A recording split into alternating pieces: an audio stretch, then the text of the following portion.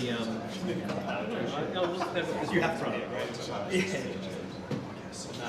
Should we put them on? Yes. And that's what I want to do is, so we can do.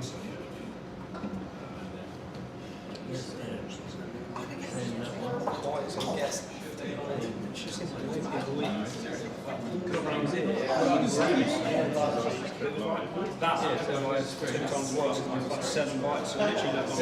It's all right.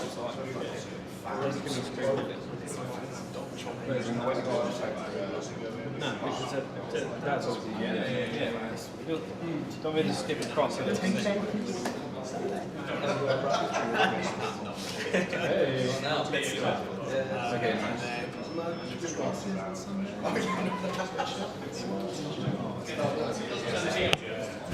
Do this one. It's my annual campaign trip. With the women yes. But sometimes it's all got this too. Come take a seat, everyone. Is that that camera down the back okay, Jack?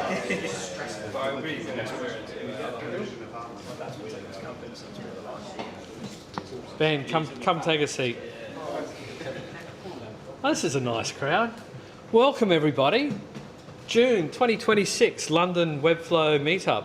I've got a nice little gathering here at Old Street on a sweltering hot, was it out there, 34 degrees? Feels like 100. Hello to our audience at home on the live stream that hopefully are in air conditioning, or you might be in a foreign country where it's nice and cool, like the Antarctica. So, what have we got installed tonight? I just drifted off thinking of penguins then. Did you know Arctic means polar bear? It's Latin for polar bear. And Antarctic doesn't have polar bears. Anyway, pub quiz. Let's start by some announcements. We've got some new faces here tonight, which is really fantastic, and some of our regulars as well. And it's a chance to announce to the group who you are, or if you're doing hiring, or you've got upcoming events, and also to the live stream at home. But before I do, I just wanted to thank Jack, who's kindly stepped in to do our live stream. Jack Ridley, the Webflow podcast, amongst other claims to fame, LinkedIn celebrity, all sorts of things. So thank you so much. But yeah, any announcements, any hands in the air? We've got some visitors from I'm going to put you on the spot. But these guys, if you want to introduce yourself quickly and say where you're from. Yeah, Mitchell Brown. We run a Webflow agency in Norwich, so we've travelled down this evening to the London event. So we're kind of early in our Webflow kind of journey. We moved over from predominantly WordPress agency, so this year's been a real push to kind of get our creative juices going and kind of moving the needle with our team. So that's been a really good journey for us so far. We've just got certified on the first level, so we're now going after premium. So that's really good. That's really exciting. It's been a really hard sort of 4 months to get that in. So yeah, and we'll just continue to grow the business out now and the team. So. Nice one. Well, thank you very much, guys. Welcome. Nice. Okay. Anyone else? Anyone for anyone? No? Yeah, okay. We've got Dan. Hello, I'm Dan from an agency called Make Build. Hi, Dan. Hello. We're hiring a project manager. So if anybody is a project manager looking for a new role or knows of somebody, please get in touch. Probably freelance basis to start with a view to going full-time beyond that. But yeah, looking forward to chatting to some of you later. Thank you. And how do they contact you? Oh yeah, so you can find me on LinkedIn, Dan Foster, or you can find us at makebuild.studio. Just drop us a message. I need to put up a formal job post thing, but yeah, just get in touch. And what's the number one perk of working at Make Build, apart from the money? Good question. We get to do some really cool work. So we have a number of clients we've been working with for a long time. Both big and small, so I think the variety of work is really interesting. We're mostly remote as well, so you can stay super flexible, work from wherever. We're looking for somebody in the UK, because we do tend to do one day in the office, but yeah, otherwise really flexible, friendly team, some of whom are here today, and yeah, love to hear from you. I can vouch for Make Build being the friendly team. They're great guys and top quality work as well. Nice. Okay. moving on. So the agenda tonight, some announcements to begin with. Jimmy's going to run through a recap of Webflow and other news. We've got two excellent presentations this evening. Ben and Chris have presented previously, and we'll hear more about that in a little bit. And then when we finish up, 8 p.m, generally a hard stop, the music comes on. I've asked for the music to come on at 8:15 tonight in case we're running over.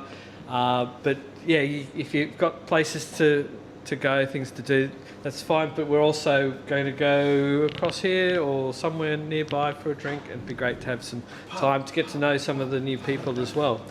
And yep, definitely some beers. A dangerous night to be a pint of beer in London, I'd say. Beyond is the workspace we're in. They're our sponsor. They do hot desking for special offer, £200 a month for the first 3 months. It's open 24 hours. It's air conditioned and good Wi-Fi and beer taps, which is fantastic. Swag.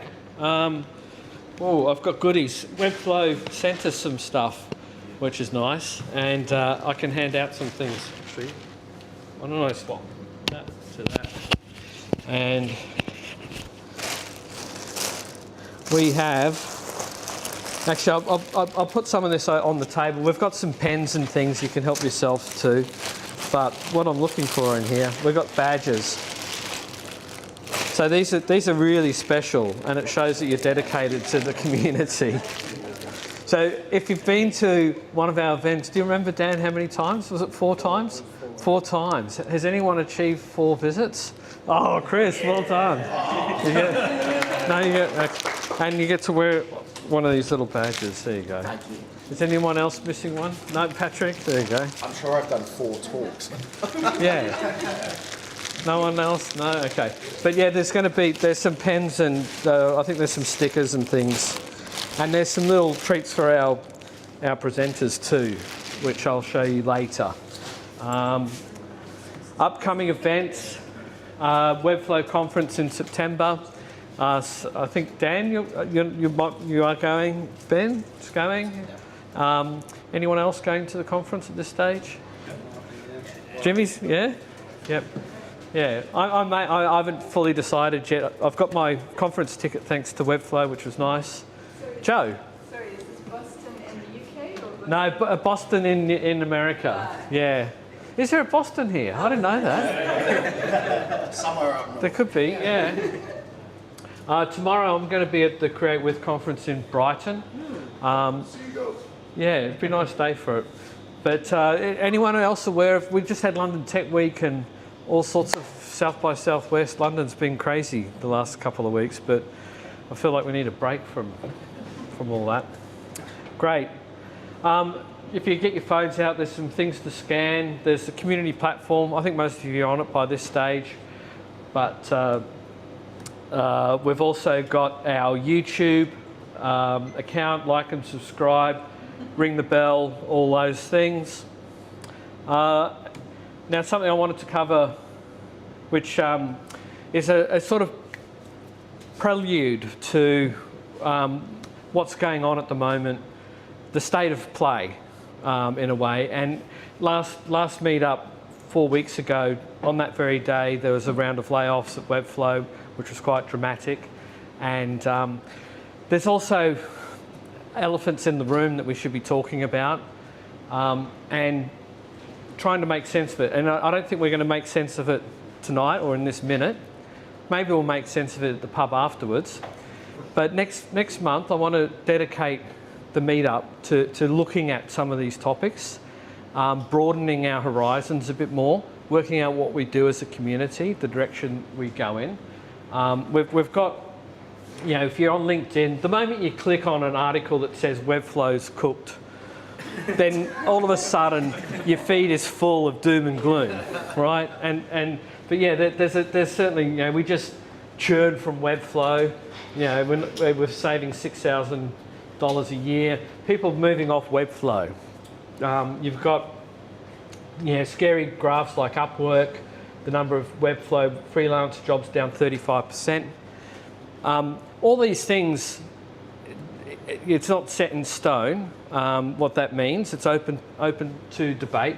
You've also got Duncan here from MemberStack, yeah, who points out that they tried to move away from Webflow. It cost them more money, and they had a bunch of security issues. So there's things to talk about. And then tomorrow, I think it's public knowledge, Webflow's announcing their new MCP that they've been building. There was an earlier version that was a bit hit and miss, and now there's something exciting some of us here have already started playing with. Is that going to be the magic bullet that turns the tide, or is there other things? You know, is there more than one horse in this race, and we don't have to back one winner? Ben, I posted about it yesterday or the day before on LinkedIn. I think it's interesting.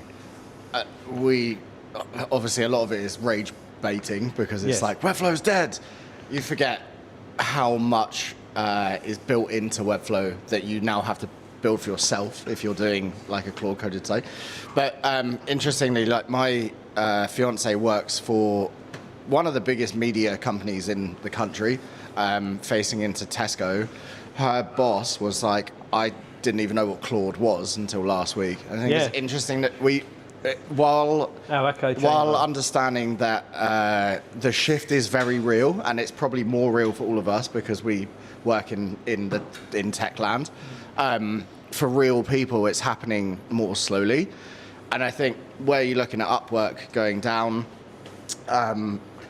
maybe for smaller businesses because it brings the entry level down. But I think for like mid-market, it's not as worrying as you want. And like when I look at this, I'm like, shut up, man, basically. But yeah, we need to get out of our echo chamber I think what I'm trying to say is like, we need to spend more time talking to real people about their challenges with AI, not, being like, I'm moving everything to Sanity. Sanity's still a CMS. So that's what we're going to do next month. It's also there's also a Webflow echo chamber of Webflow's the gift that doesn't stop giving, and it's this amazing thing. So we're going to look at some of the new tools, and we're going to demo them and try them out and have an open discussion. And so with that in mind, Jimmy and I are happy to run that next month. However, if you're, you can just come and talk to us, but you can also scan a code and fill in a form to join. If you've had some experience using some of these new approaches and you'd like to demonstrate what went right and what went wrong, then it'd be great to have you as part of the July meetup. And then we break for the summer, and we come back in September all invigorated with yes, we've got this new vision, we know what's going on, we've worked it out, something like that. So that's not right, 27th of May. Okay, on to Jimmy. Which one am I taking? Do you want to, I don't know, what do you prefer? I'll do the clip. Okay. Cool. Hey guys. See? There we go, we're in. Thank you very much. So on what Chris said, I thought this month I would do a bit of a slightly different recap. There was some news and some releases. We've got the MCP coming out and stuff like that. But kind of one of the things I had noticed more was kind of like a sort of race to this next thing. Webflow MCP is up there, and then there's a couple other tools as well. So what I thought I'd do is I've just kind of gone to the other ones, had a look, done a bit of a breakdown, and then kind of I've got a bit of an opinion as well that I will chat about as like what might be next essentially and what's going to happen, and we can chat about it as well. But just quickly on what Ben said about a lot of people still not really using or knowing about AI. My girlfriend was telling me the other day she had a funny conversation with her dad on the weekend. At his work, they told him, "Oh, we're bringing in Claude. It's not going to affect your job. This, that, and the other. Don't worry about it. We want to help you. We're Claude's going to be coming in and stuff like that. And he replied to them, "Oh, I can't wait to meet them." So yeah, there is a lot of people who still don't really understand these products and know they're coming in. So yeah, we're still quite early in that sense. Cool. So I think we've all seen a lot of these, and there's been a lot of hype, LinkedIn, Twitter, and all that kind of stuff. These aren't the only ones. I'm sure I've missed them. But I just wanted to kind of do like an overview of what I've seen from them, differences to Webflow, the opportunities they might present, what is it kind of showing us in the market right now, and like what to be kind of aware of. I'm sure we've all seen them. There's been Ploy, Reloom 2.0 sounds really interesting. Ship Studio, I know some people here have used a bit of that. And then there's also like custom builds, like most notably Astro, I've been hearing a lot about and using as well. So yeah, I'll just dig in a little bit into each one, as I've tried every one of them. Ploy was made by one of the founders of Webflow. It was pretty interesting, to be honest. Like, literally as soon as I logged in, after about 2 minutes, it scraped my whole website and rebuilt it. And I didn't even put my domain in, so I'm guessing it's got it from the email or something like that. So it's obviously trying to be like hyper efficient. Obviously wasn't perfect, didn't have any animations, wasn't scaling properly, and there was a bunch of different issues and stuff like that. But it seemed quite interesting. It's definitely a different angle, it's a different take. A lot of the development is taking place through the chats, similar to like Lovable and stuff like that. And then once you get into the back end of like where your site is, it's a lot more like analytics driven, maybe trying to be slightly more like what Optimize is, or like the kind of the new version of Webflow, sort of trying to do as well. From what I gather, yeah, it's an Astro backend that you can only really edit with like a chat agent. And yeah, I mean, one of the main things that I kind of took away from this is there's still having this issue that I think a lot of these type of products have, which is you want to change your button from blue to red, and you type it in the chat and it takes 60 seconds, whereas you could have just changed it to red. Or you want to change some text and you'd be like, change this text to this, and it takes 60 seconds to go through and do it, and maybe it's not correct. So there's 15 things that you don't want it to do as well. Exactly, it's very inefficient and it doesn't have that editable experience. So maybe in some cases, in places like this, we're over-optimizing for something that didn't really need to be optimized. But it looks promising, and it's obviously very early, so one to keep an eye on. They just closed 27 million dollars. They did just close a big round, and it was created by Brian, who I think he was one of the guys in Webflow. He was leading the like innovation part at one point. He just for a while, So I think interesting one to keep an eye on. I wasn't paying attention. We're on the beer run, that's why. And Reloom 2.0. This is really interesting. I mean, I remember a while ago at the Webflow conference seeing like the founders of Reloom kind of being snuck away into a room with like Vlad and Linda and stuff like that, and kind of seeing them having this conversation and think they must be talking about acquiring that company. There's nothing else they could be talking about that deeply. But they've obviously at some point have a cross in the roads where it's like you kind of got to be acquired by Webflow or go deeper into that, or they've got to let people build websites from there, and they've obviously chosen that route. Which is very interesting. I mean, we saw that probably a while back because they started building the whole component library in React as well. So there's obviously a move in that direction. Haven't really given a ton away about like exactly what it's going to be yet, but I can imagine with everything they have, the kind of structure they were giving you before, it's quite an easy transition to go from that to publish a live website.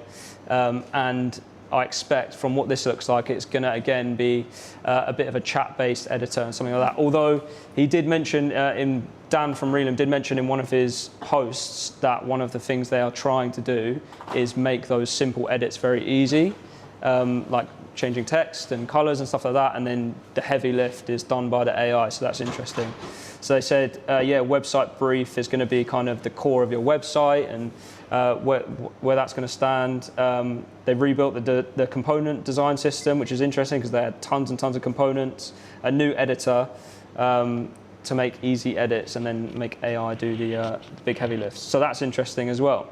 Is anyone on the beta? I haven't tried it, no. Have you on there? Well, I got an email about it and I applied. Okay. But I'm not on the beta yet. Okay. I was just seeing what the timeline. I'm interested. I think I signed up for it, but I haven't tried it as of yet because it's not. I think it's launching in the next couple of weeks. Studio. No, the Reloom 2.0. Yeah. It'd be interesting. A while ago, I mean, I used Reloom for its components for a long time, but then I did actually cancel it a while back because I just found I had to rebuild so much of it that it wasn't as worth it. But we'll see. We'll see what the new product looks like. And shout out to Reloom being fellow Aussies. So, you know. That's the connection. But there. don't mention the Socceroos. It's been fastest growing venture-backed tech startup in the world, Australia now. really I'm used to wow, soccer too. interesting. And then another one I'm sure we've all seen, Ship Studio. This is again like a even slightly different take again, which is it's like kind of a desktop app. I think we saw Timothy Ricks was building kind of like vibe coding a desktop app to edit like vibe coded sites and stuff like that. And it sounds like they've kind of built off that idea and have created something that lives on your desktop where you can make quick edits to vibe coded websites, build on them, make changes, and then also handles a lot of the deployment complexity as well, which actually when you dig into it isn't too complicated to do anyway. I've thought when I've tried it, but it simplifies that a lot more and probably will be an option for some people looking to build. I don't know quite how, the thing that kind of seems like it's missing to me is like the client side of it. But I'll chat a little bit more about that later on. And I think in Timothy Ricks' latest video, he used this, so check that out and see what he built with that. And then there's custom builds, and you can do that with a lot of different frameworks and tech at the minute, like Next.js, but the one that I'm hearing the most popular and the one that I've tried the most is Astro. It seems like, like the most lean version of doing this. And the code it produces is very, I think they call it dry, where it's just literally just without JavaScript unless it's needed. It doesn't kind of duplicate any JavaScript, and when you build it, it keeps it as minimal as possible, basically. I've experimented with this quite a lot, to be fair, and it does seem like an interesting option, but it still feels like there's something missing to me. And to me, it feels like there's this big race now to get to this next thing. AI has kind of created this hype, and everyone's seeing an opportunity for a lot of it to be automated. And now they're racing towards this next era by creating something that will allow you to build a lot quicker and give you a lot more flexibility. That's like the Webflow MCP, which I think is necessary to compete with all of this stuff, and all the different projects that I mentioned just there. And they're all trying to race to the same thing. But still, for me, it feels like there is one big thing missing. That is Webflow's biggest moat, which is the client editor side. I haven't seen anything yet that recreates the same site builder experience, the ease of the CMS, and the ease of quick edits. So I'm not quite sure why that hasn't existed, because I would have thought that actually as developers, we came into Webflow and there was a big learning curve and we handled that. Maybe in the next era, I'm confident a lot of us will be able to handle the complexities of learning new frameworks and getting more used to code and building with AI.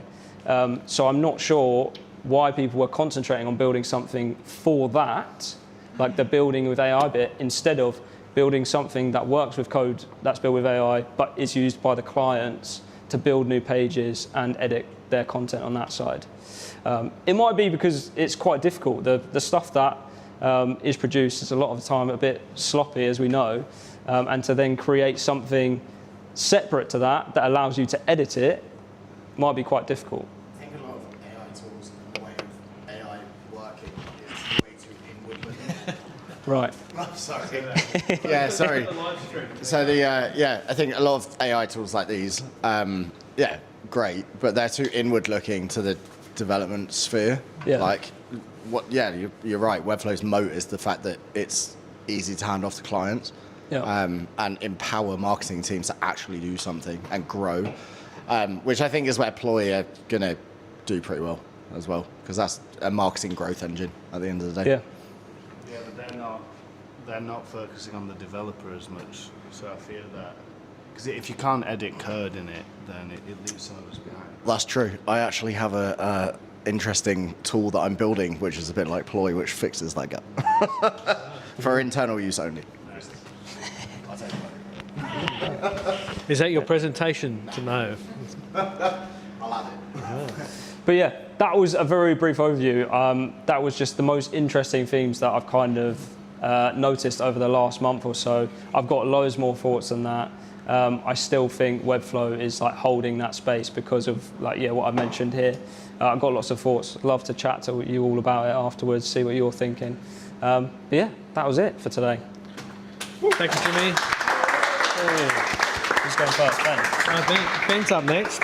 Yeah, so I mean Jimmy and I were talking about this beforehand, and we've been talking over the last few weeks, and that's why, like, thinking about what I was saying before with the state of play, a brief look at some of these tools. We're going to try and sort of dig in over the next few weeks and demo a few things next month. So come back and part 2 will be ready, oven ready, something like that. Ben, would you like to come up? While Ben's getting ready, if you're thirsty or hungry, grab another drink. I insist, because I've got to carry that home.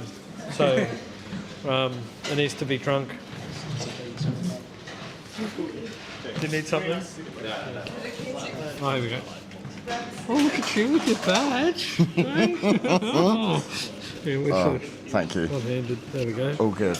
Last minute updates on Claude. I don't know. My local host went down, and I was like, "Can you reload it, please?" Do you want to stick those in? Yeah, Do you yeah. need power? Yeah, I'll just take it in case.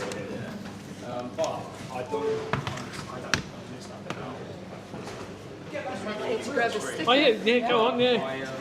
Take as much as you like. It's quite fun then. Yeah. You got the audio okay? Yeah. I'm sure AI will do it soon. And you're pressing the thing here, aren't you? Oh, yeah. And is anyone asking questions? Yeah. Okay. Fine. You can talk to them, and if they've got something to say. Which camera can you put me on? Can you put me on this camera?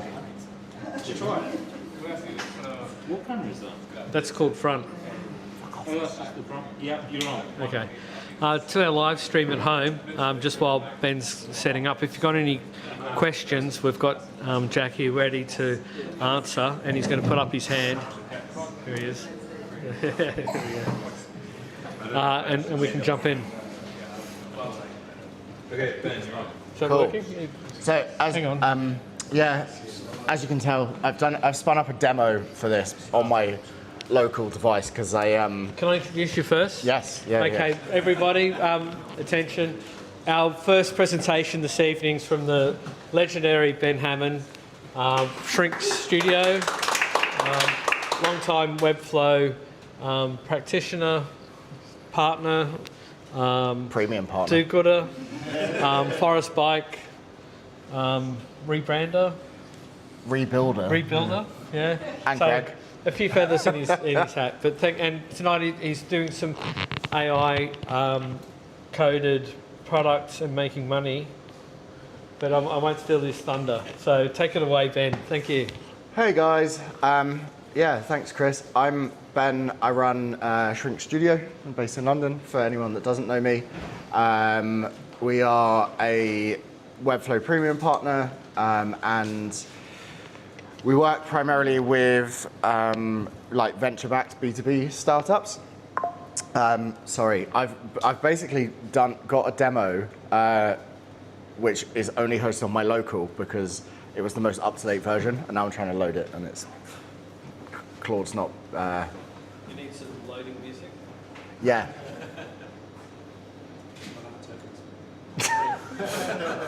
Yeah, that max plan is shit. Okay, one sec.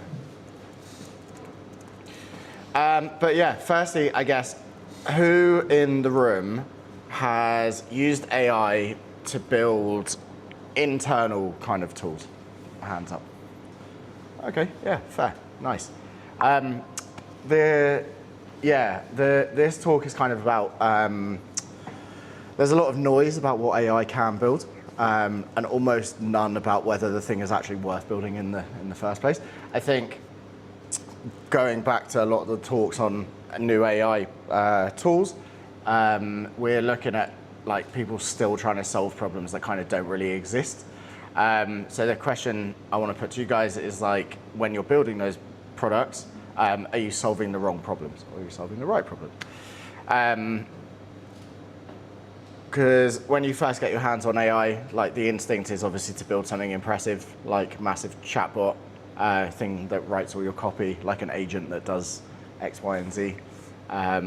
But yeah, I went down a few of those roads, and what happened was I just realized that it was a waste of time. Like, I have agents running social media and stuff like that, things that are useful, but for actually solving problems, the flashy stuff wasn't where I needed to be spending my time. I was solving problems that I didn't really have. So kind of went the other way, asked a really boring question. I was like, what's the most annoying things that happen to me week on week? What are the repetitive things that I'm like, this sucks, I wish I wasn't doing this? And the first one I came up with was pricing. So like every new inquiry, I'd kind of sit down, work out a quote from scratch. I had a spreadsheet that every time I went in it, the formulas broke, because who even likes using Excel? It took longer than it should, and it was never like consistent from one to the next, because sometimes like the source of truth would change, or like I would put in, I don't know, too many things and it just wouldn't work. And yeah, it just was like, it's not glamorous and it's really boring, and it's taking me like hours per day to figure out how to scope a project properly. But it's a real problem, and it like happens constantly. It's like, you know, every time we get an inquiry, they're like, how much does this cost? I'm like, yeah, I'll be back with you in, 15 days. It costs you time on every project. So I built this tool, which I want to show you. Claude's just going to open it for me. I built this tool. It's an internal scoping tool, and essentially it it's a Next.js front end with a Supabase database. I vibe coded the whole thing. I've worked through like various iterations of it, basically. Here it is, which is wicked. Worked through various iterations of it and come up with this like way of making sure that all of our project scoping is like super consistent. It saved me so much time, and the other day I ended up signing on like our biggest project ever, because it was really like clear what the deliverables were and all that kind of stuff. So are you able to zoom that a little bit? Yeah, I will. Maybe. Hey, ooh, there we go. Well, Nice. apparently. Cool. So essentially, what happens is in the Supabase database that I've got like costs and overhead costs for the studio, how much it costs to do everything, what my monthly overheads are, what my salary is, all that kind of stuff is in here. So this is all changeable, kind of like per month. These were things that I was uploading like every time I was doing a new thing, like a new scoping job. I was like, I've got to go into the spreadsheet, change the brain, whatever. Whereas now, if something changes in cost, I've got an automation that reads my Starling bank account, so actually it updates it. This is all demo data at the moment, but if something does change, like we can go in and we can change it and be like, well, that's 120 now, whatever. Or I can like delete the item. This will then tell me like what's my overhead for the month, what's my overhead for the year, what's my overhead per billable day, so this is important, and then how many billable days per year do we have. So that's including like, obviously we have holiday, bank holidays, Christmas, etc. This then feeds into a rate card. The rate card here will have the base costs of the people who are working for shrink. So it'll be like, what's my cost? That's a bit low. Let's put that up to 1,000. Oh, no, oh. Not worth that much. You know, so this is like, we use freelancers primarily because we're so small. So I take their day rate, I put it into here, it comes up, and then the overhead that's from the document before is already filled in. It tells me how much this costs me as a studio owner, and then I add a markup to this. That markup is like X amount of pounds, and then this here is the client day rate, which we use to then calculate the deliverables. So we will have like a list that I'll show you in a second where the deliverables, we put resource hours and resource dates.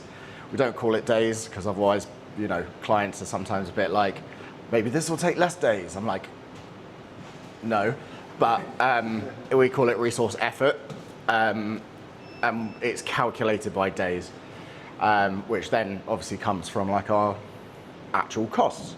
So everything, we know that every hour that we spend or every day that we spend, we are actually making money. And then you just have to make sure you're doing good project management to make sure you're hitting those things. I can obviously like turn off here to activate different roles, or I can like add a new role where I could be like, I don't know, sales. I want my sales kind of paid for. She will charge me like £300 a day. I'll just put a 10% on that. But, you know, so that's all in there. Then what we'll do is we've got the basics kind of set up, and we'll go into a project like, these are fake projects. So Northwind Robotics, sick. Sounds like a good client. We'll go into this project, and what we'll do is we'll sort of work out like the resource time, resource effort that's needed for each member for each deliverable. We can add different deliverables based on obviously what we're doing. Similar to a spreadsheet, you're just like, yeah, we need a discovery workshop. That is like 1 day of founder time, 1 day of project manager time. Here's the investment cost is X.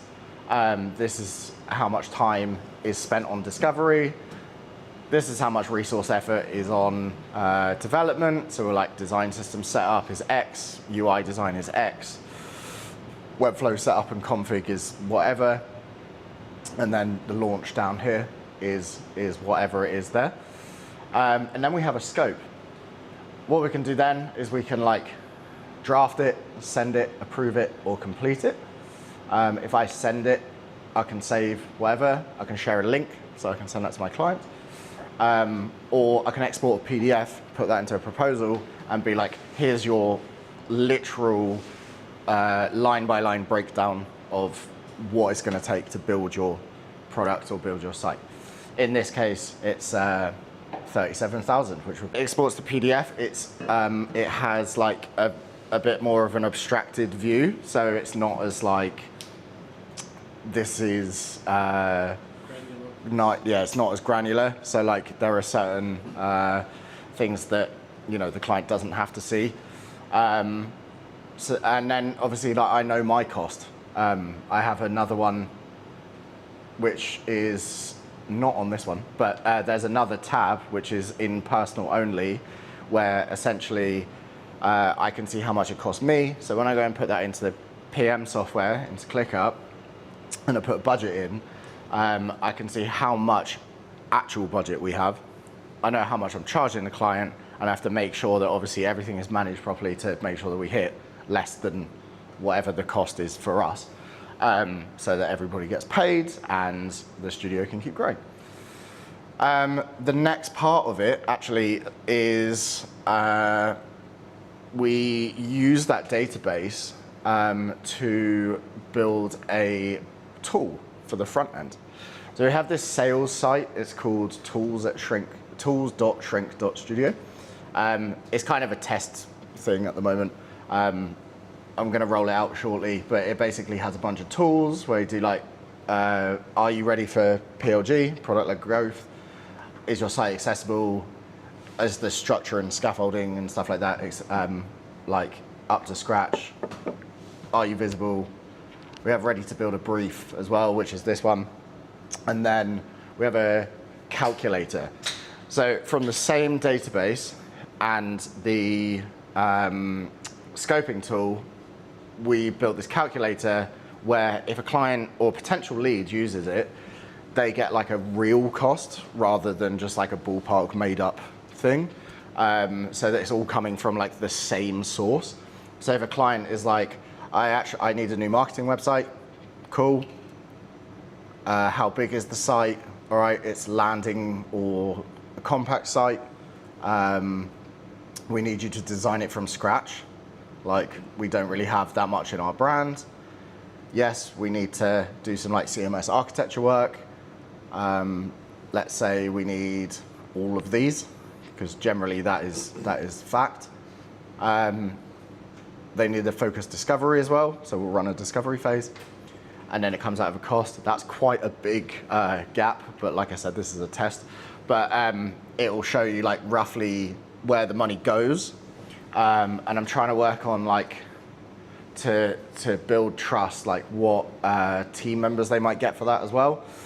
But rather than being just like a finger in the air, like we are going to charge you 20 grand, here's like no backing behind it. This is like actually comes from the proper source of these are the overhead costs of Shrink Studio. This is how much it does actually cost. So they're already coming in and being like, right, I've got the budget and know what the ballpark is, and I'm ready to engage with you. I've used this with one person so far, and they came back and they were like, that's great, like really, really worked. And yeah, we signed them. And then they can obviously book a call with us.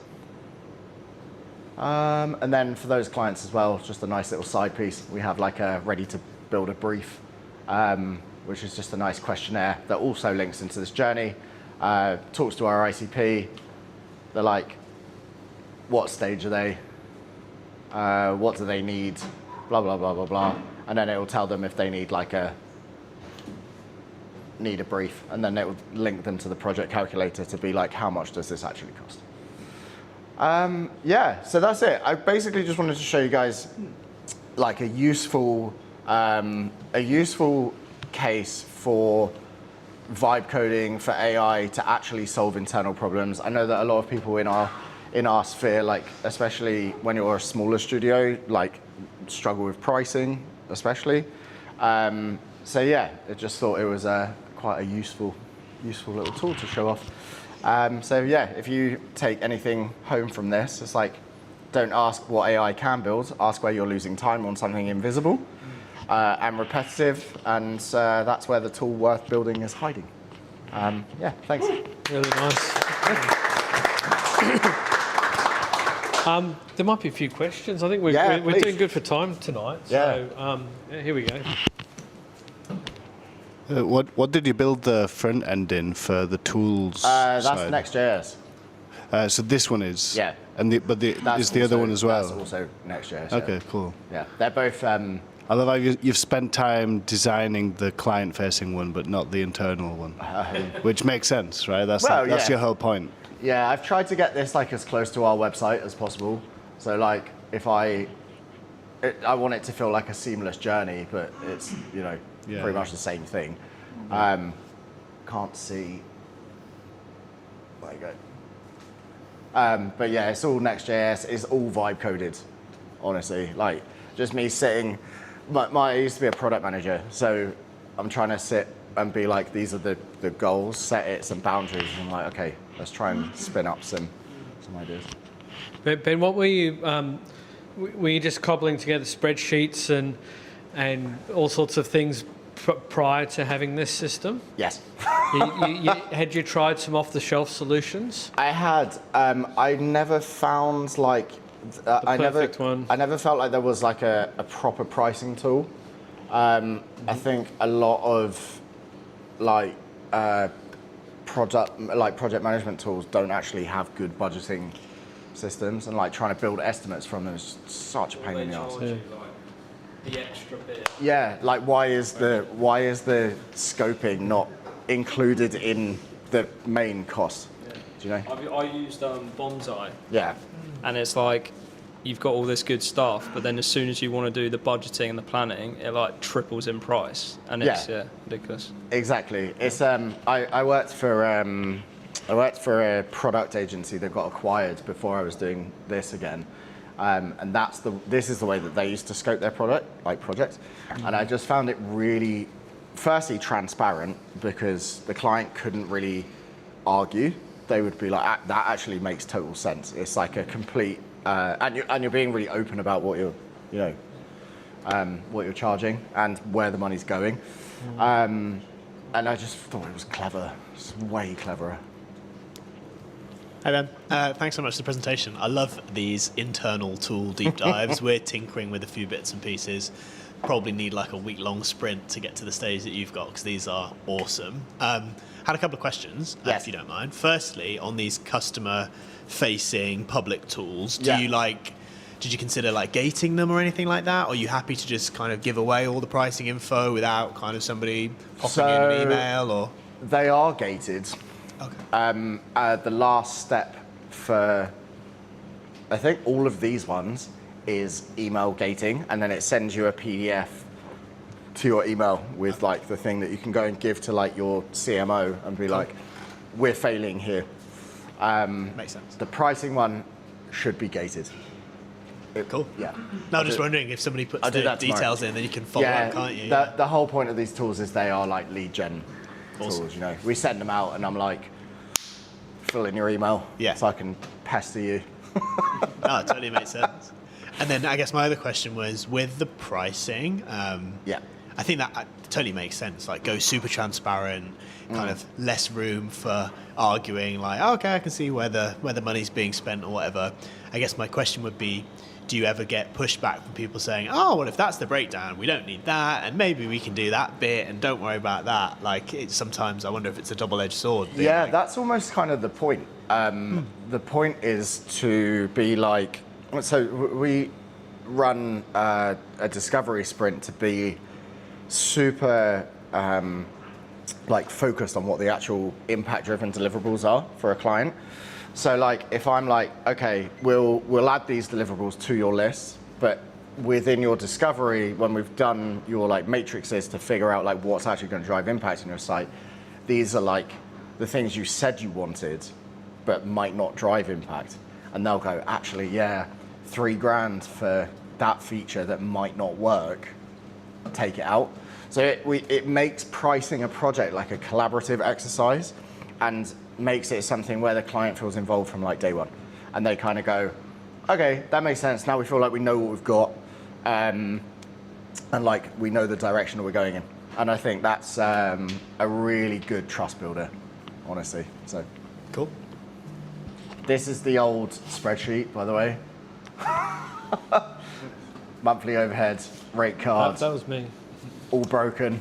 Project scoping, project budget, service library. Ben, a question from the back, etc. Yes. Hello, just a quick question. It's like, when do you plan to launch this?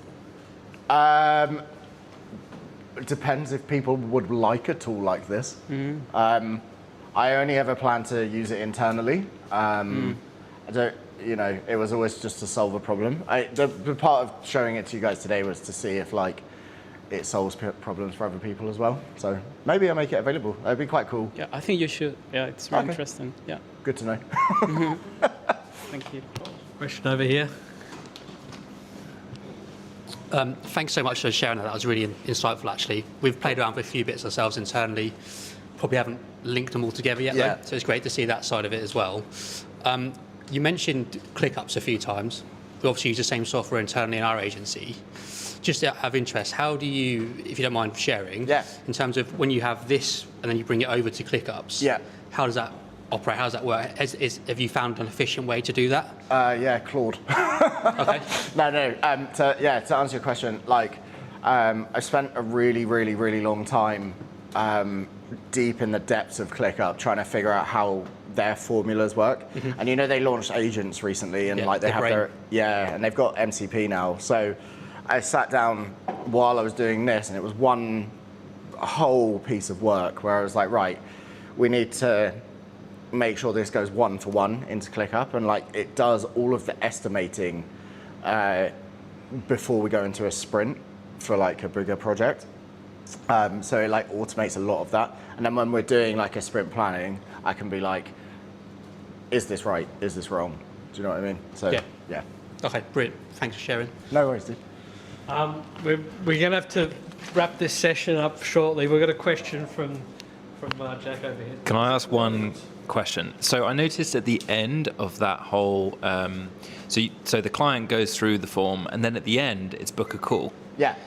And in my head, that's interesting because me and a friend are doing a little studio. Well, we're both freelancers, but we're working together, and Big up room. but we try and book a call like straight away. Yeah. Like we don't want to talk about pricing on an email, or we don't really want to talk about numbers until we've understood the problem. And it's interesting that you are basically saying, here's the price. Now we're going to kind of go into the problems on a call. Yeah. Because in my head, we've had times where we've lost, like we didn't get to a call because we kind of talked about the price. And it's like when you start talking about thousands, suddenly they're like, whoa, I thought this would be like 200 quid, 300, whatever. And then some people's expectation is like, whoa, I thought you guys were an agency.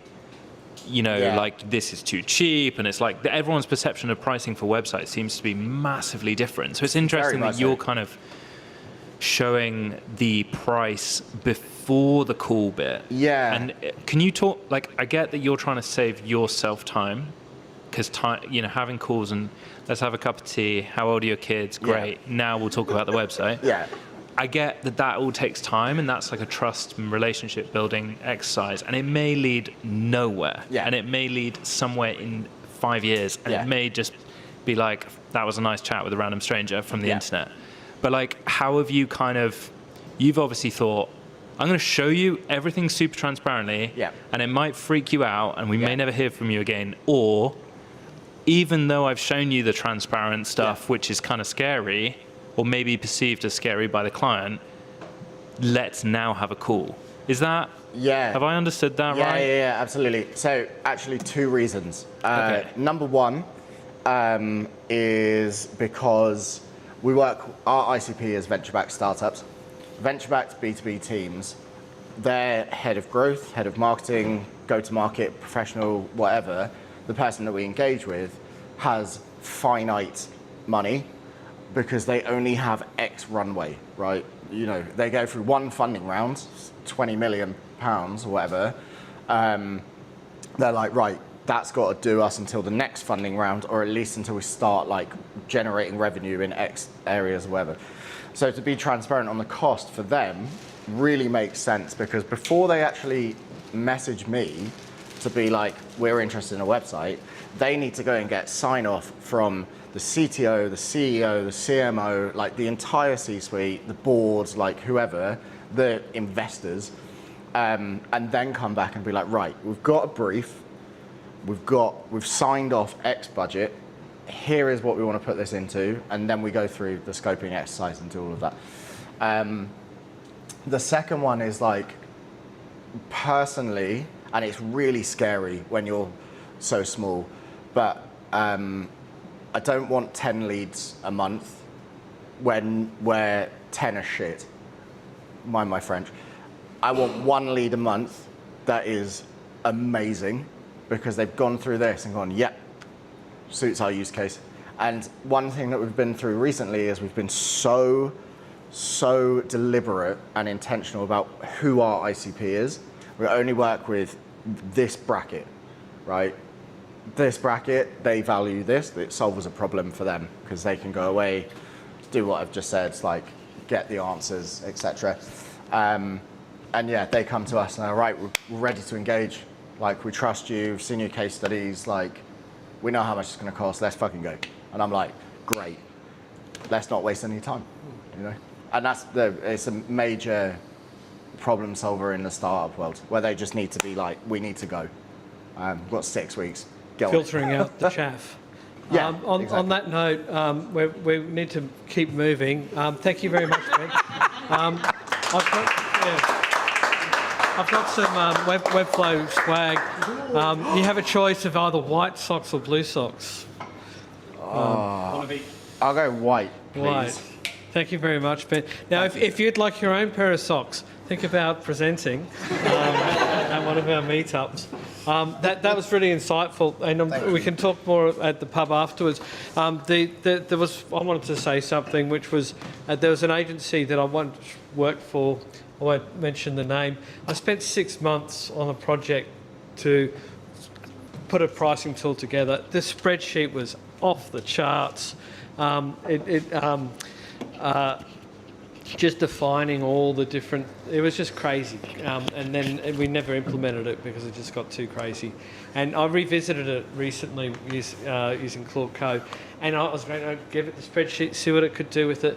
And I basically said, I'm a web agency and I need a price. And I was like, did you read my mind? It broke down everything that took me months and months to work out. All the steps, it's like it had worked at a web agency before, and it was exciting, but it's also disheartening when if only I'd had that back then. But anyway, it's great.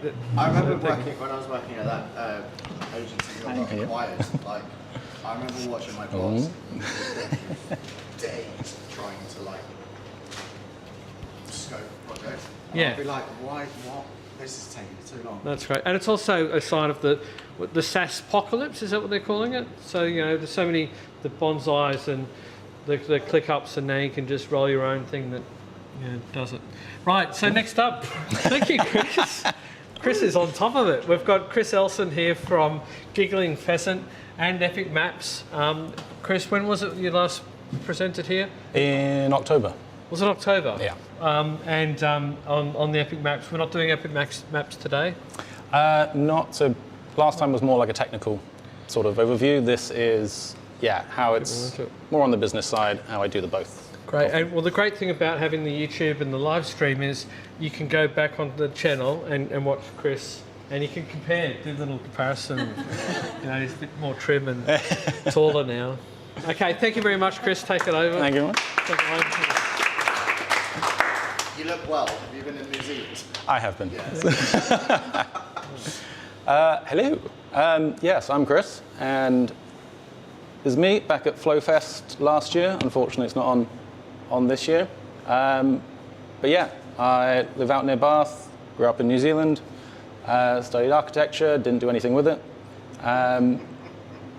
Dungeons & Dragons Dungeon Master, which is probably the most interesting thing on this list. Yep, and relevant because it turns out trying to plan a story and an adventure for a bunch of people that do not take anything you do seriously is very similar to trying to build a product where nobody uses it the way you intend it to and everybody asks for something that you haven't prepared for. So I think it's good practice to do that, and if anyone ever wants a session, just let me know. On the flip side of that, I should put in there, not passionate about web development. It's what I do full time, and I think it serves a purpose. And again, this is relevant to the sort of journey I've gone through. I started out as a designer, then ended up doing the whole, people wanted $100 for a brand, all the back and forth. At the time, I was living out in New Zealand, had just finished university, wanted to travel some more, and development just fit the bill a bit better. I could get a brief, see them in 2 weeks, it does what you want. So that's sort of how I got to development, and all of this was through Webflow. So it started out as a designer using Webflow, learnt development through Webflow, and now, running a studio and launched a product business with it. And then back in April, I got married.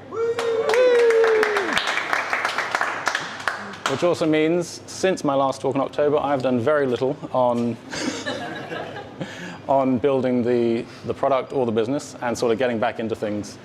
Now, like Ben said, I was out in New Zealand. I then yeah, spent a while planning this. Stressful, isn't it? Yeah, it takes a minute. So I thought I'd go full Maguire, and I've got the 4 steps we're going. So we're going to have a look at the studio and the product, differences between the two, how they sort of fit together as a solo founder, very limited amount of time, trying to manage both of them, and the systems and processes that let me do that.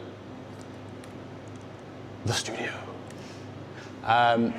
So this is part of a sort of rebrand going on at the moment. So this isn't live yet. My current website is literally a quote from Ben from about 2 years ago that says, "Chris is cool. You should come and work with him."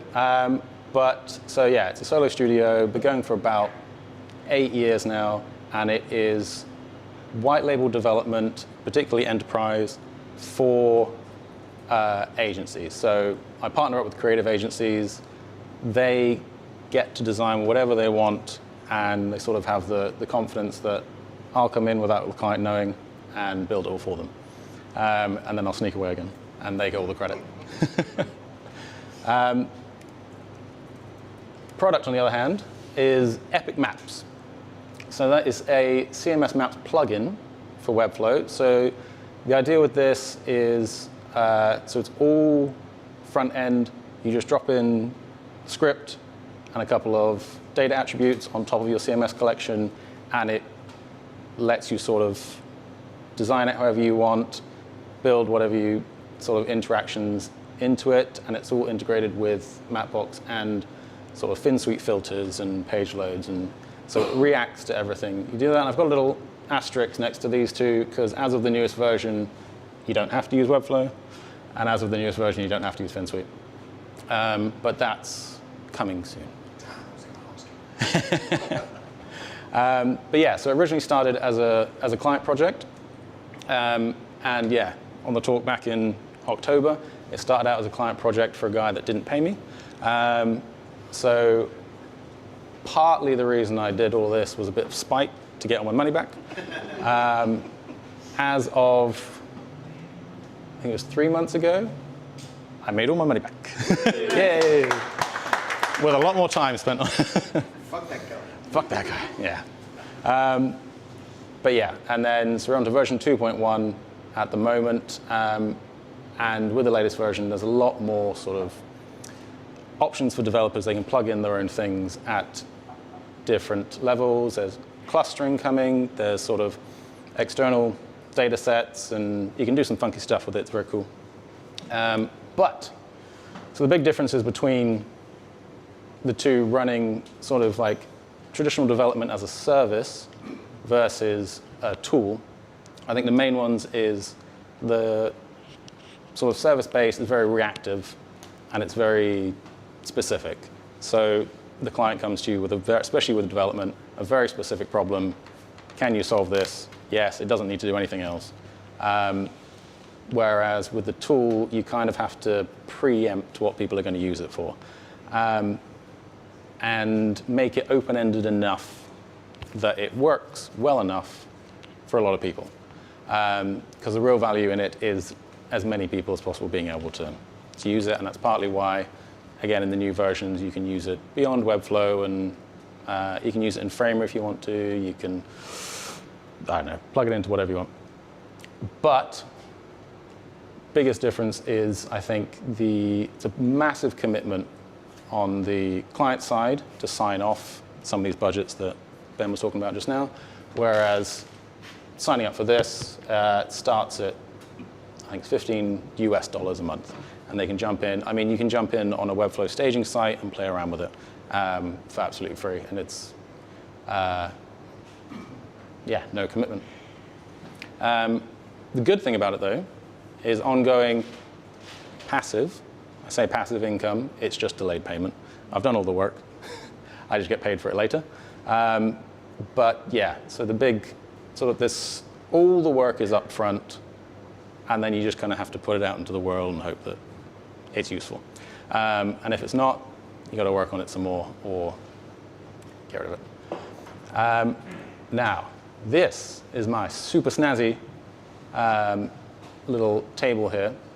And basically this along the bottom is, as a studio, 40% of my revenue comes from retainers, 60% from one-off projects, and little tiny down here, less than 2% is from the product.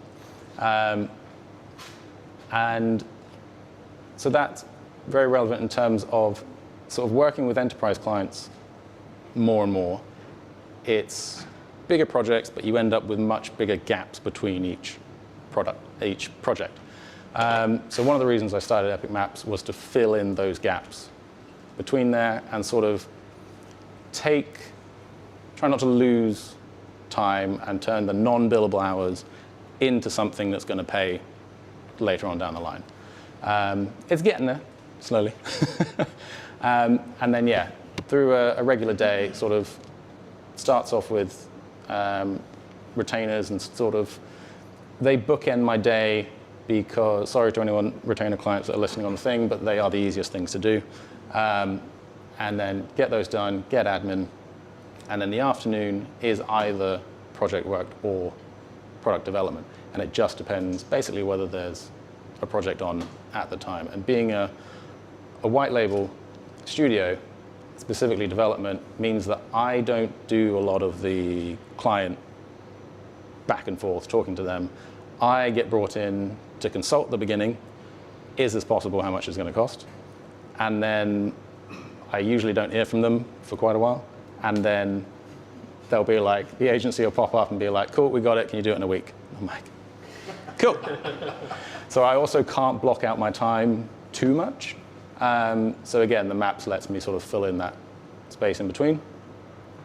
But yeah, I very much see it as an investment in terms of, specifically with something like epicmaps, where it started as a client project and then moved on to something else. It's work that I've already done, but requires a lot more work to make it something useful.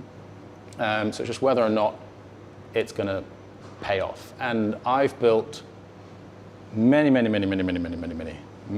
custom components and systems and calculators and sliders and CMS things. But yeah, if they don't pass this sort of checklist, then it's going to ultimately detract from what's actually making money, which is the day job, and probably won't make money in the long run.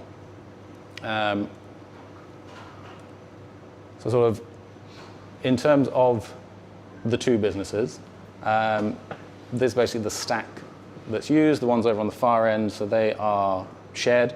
So use Webflow for both, use Proton, which for anyone doesn't know, it's basically like Google Workspace, except very Switzerland and doesn't listen to you. And then, so Zero and Make. And basically any of the ones that have little asterisks are ones that I'm actively working to get rid of. But the big difference between the two is that the studio, a lot of it's to do with talking to people. And so basically it's talking, project management, and that's about it. Whereas in the maps, it's built in Visual Studio, it's hosted in AWS, the memberships are on Outsetter, the payments are on Stripe, the forums on Discourse, for now. But I think one of the things that really surprised me was how much pre-setup, pre-commitment, and cost goes into it before you see any return from anything. Whereas with an agency, you could go in just with email, especially with development. You can just talk to people, go to events like this, and you can end up with work, and basically it's cost you nothing. But this, saying who likes Excel? I like Excel. And basically it's, so there's two up the top here. This was the original pricing for version 1, pricing for version 2. It's all done in US dollars, so I have to then roll it back into pounds, take off all the fees, all that lovely stuff. But I know exactly how much profit, very particularly,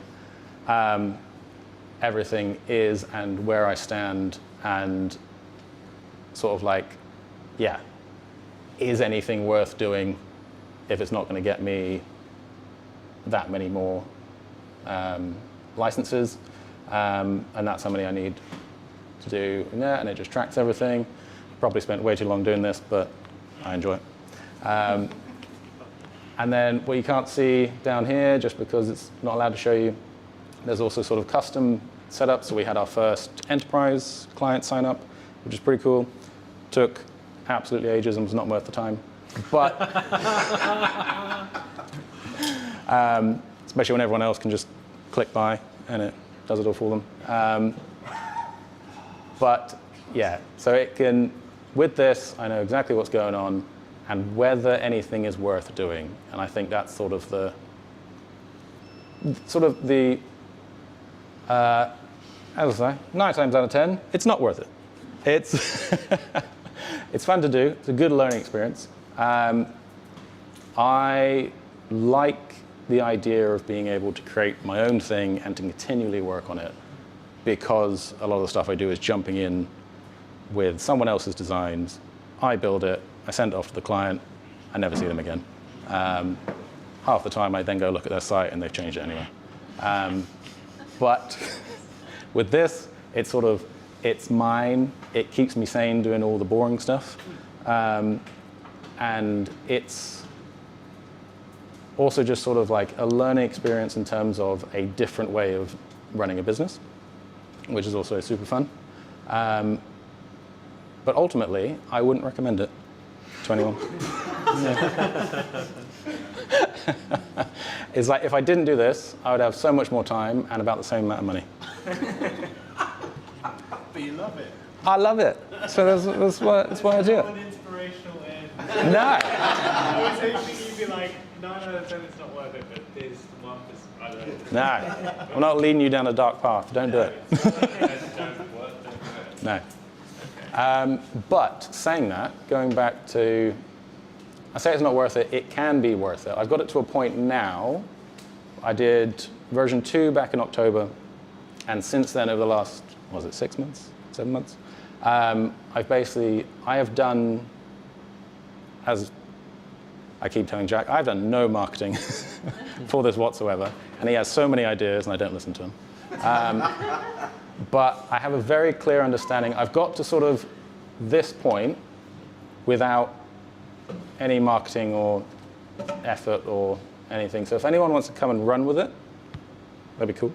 I think it's got a lot of potential, but ultimately it's fun. I'm not good at marketing, so that's going to take me way more effort than it's worth. But yeah. Any questions? Hey, thank you. Really excellent. Thank you, Chris. Lots of questions. Hey. Oh, who's going first? I think, yeah, okay, Ben. Thank you. Really cool. And as you know, we've sold it to one of our clients. Yeah. I hope they're still using it. I can't tell. It's in Lumembered. It's gated, but... Well, fingers crossed. I think. The first question was around the Fin Suite, which is obviously a third party, right? So yeah. What we've done recently is have cloned a lot of Fin Suites, like public-facing attributes, because they're all on GitHub and you can, and then rewritten our own and then put it in our own repo. Yeah. Is that what you're thinking in terms of like the... Yes. So that you don't have a reliance on Fin Suite? Yeah. So the way it's sort of set up is at every stage, especially with any third-party stuff like Fin Suite and everything, basically there is a point where when you set up, you can attach a listener to your filtering, whatever you're using. And basically that just fires off a trigger just to re-update everything, and it's just based on what's there after the trigger's gone. Yeah. So it can be used with anything. Okay, cool. Yeah. Yeah, interesting. Because that, I mean, honestly, would probably make it more scalable anyway, right? Yeah. Because it's yours then. Yes, And then exactly. You can rewrite it to make it work for you rather than Yeah, being the same. kind of do it as a bit of, and you can also just then also roll it into one Yeah. package. Because Yeah, at the exactly. moment, yeah, they have to set up FinSuite and I guess all you that could kind of stuff. Maybe even like sell that bundle to people. And Yeah. be like, sorry. Yeah, sorry. I guess you could sell that bundle to larger companies Yes. and be like, right, we'll sell you the bundle. We'll also make it work for you in different ways, rather than like what you get for the $15.99 or whatever. Yes. Yeah. Yeah, and ultimately, I think the way I like to do things, is the least amount of touch points for the setup as possible. Drop it in. Happy days. Yeah, absolutely. Yeah. And having used it, like it really is like just easy. Ah, it really is nice. easy. It's literally just a filter and a Mapbox map. Yeah. And that's it. That's great. Like, it's clever. It's clever. Clustering. It's almost there. Launch it. I think Patrick's next. Is that okay? Okay. A great talk. I love your lack of enthusiasm for it. I think it's very real, so I appreciate that. Thanks. I run a small studio as well, and we've been having this debate recently internally as to like what our roadmap looks like for the next couple of years. You know, I'm sure everyone in this room feels this to an extent, but services in general are becoming more commoditized. Ben was talking earlier, like what you're focusing on with your ICP kind of gives you a bit of a moat, but we typically work with individuals or smaller businesses, so you know, at some point they're going to be able to open Livable and do what we were charging for 3 years ago, right? Long story short, like what we're settling on is we definitely want to move into a product agency, and our goal is to take, you know, the money from our service revenue. Yeah. And we want to invest in tools that work for us, but it's like based on what you've said, and we've encountered this as well, it's such an uphill battle to invest all that time, and the returns are so delayed. So one of the things we're thinking of exploring, and it's still pretty early in that journey, is somewhere in the middle.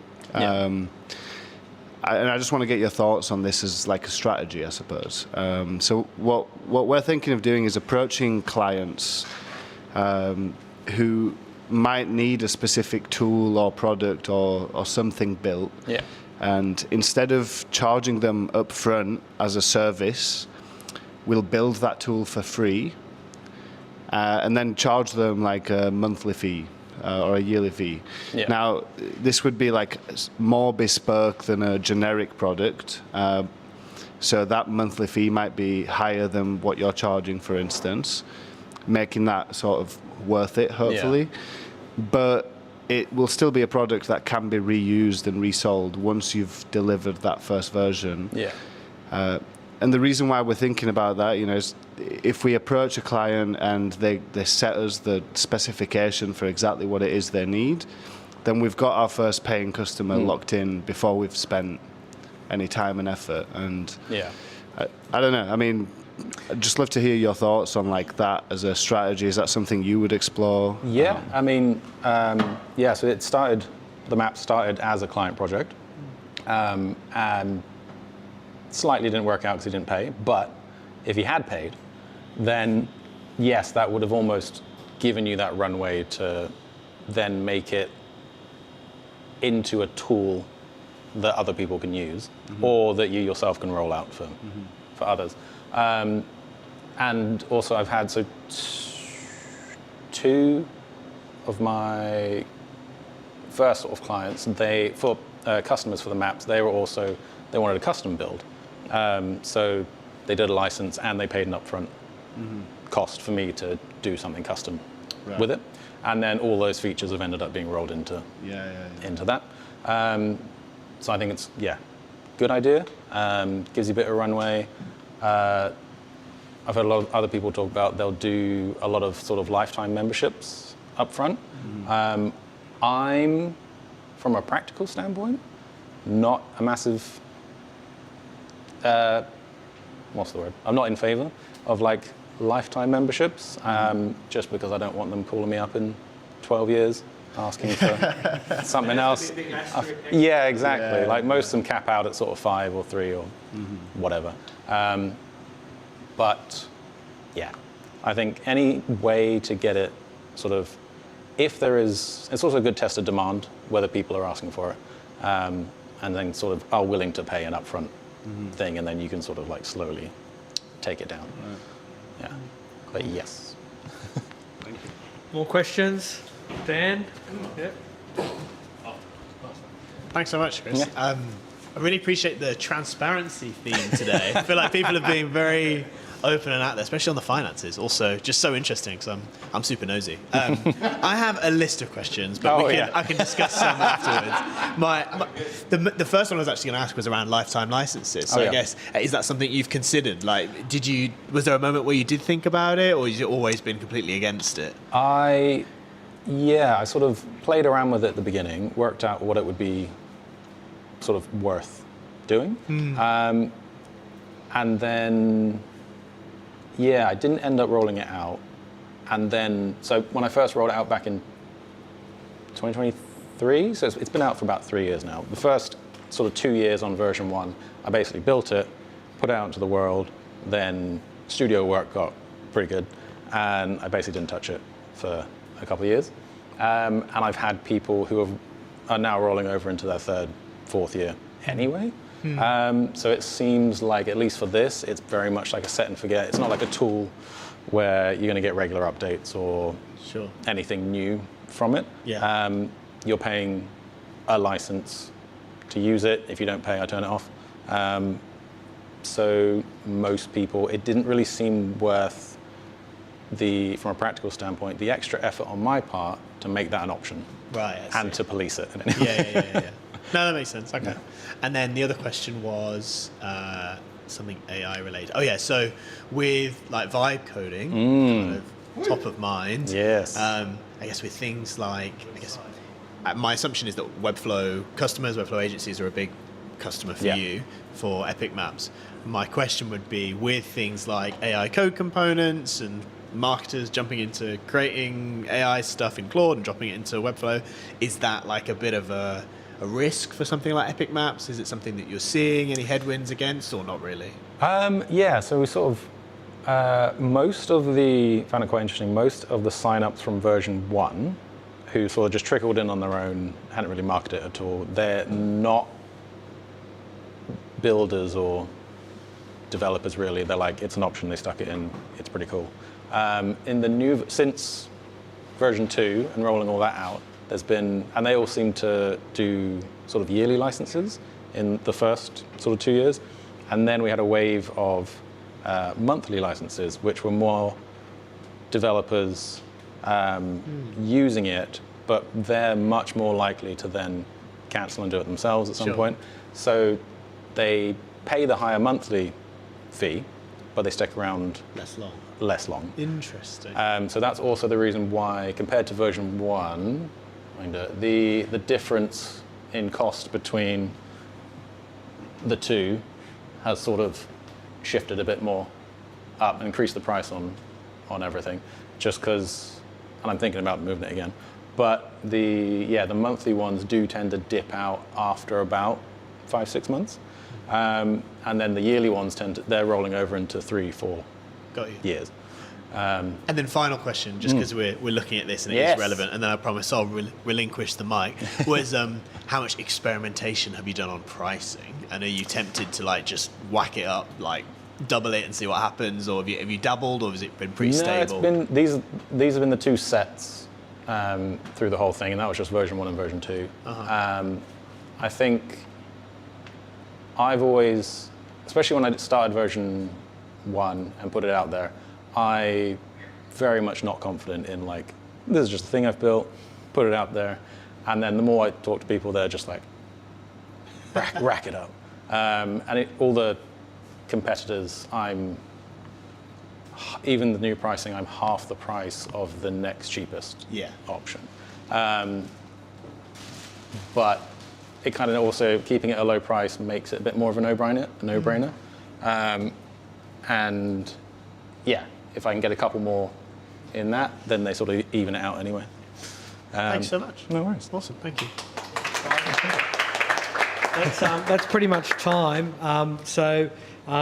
Choice of socks. Chris, blue, white. Oh, white. Hey, When I thought there was just the blue ones left, I was going to... if there's more questions, I'm going to plug this in just quickly. Hang on. Ooh, sorry. Trash and everything. Hey, I'm done. Yeah. Mic drop. Yeah. Has anyone seen that video that's like, come on in, go for it? There is some football tonight, isn't there? Football. Hell yeah. I think Brazil's. Brazil, Scotland, 11 o'clock. Oh. Who's going to win? So a reminder to, if you've got a project to share, you want to grow your personal brand, connect with talent, practice speaking in a safe place, this is your opportunity. Have a chat to me, or scan the code and you can fill in a form. It'd be great to have you on this stage. The next event, it was going to be the 22nd, it might be the 29th. I'm going to confirm shortly. In the next week, I'll announce, hopefully. I think we're going to the Old Street Tavern across the road. Let's go across there. There's another option, which is the Fountain, but I think, I'm not sure what the weather's like outside, whether it's like crazy hot or we want to go in air conditioning. Let's go out and have a look. There's a WhatsApp group. Join the WhatsApp group and connect with everyone. And before we finish up, a little bit more swag to give away. Ooh. I normally do a pop quiz, but I'm going to change it up. And 1, 2. I only got 2. Okay, let's do it this way. This is going to be the first to show of hands, and it's for a Webflow bucket hat and pens and some stickers. Now the condition is it has to be the first time you've attended. Okay, hang on. No, this is going to be when I say go. Go! Oh! I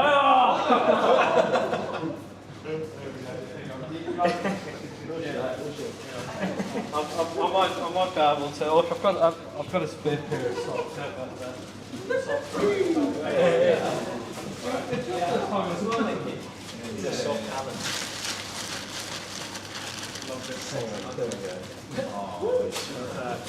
Okay, guys. We're going to call it a night there.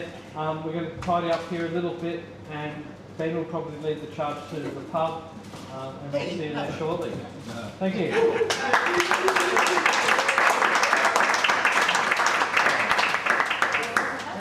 Cheers, guys. Thank you.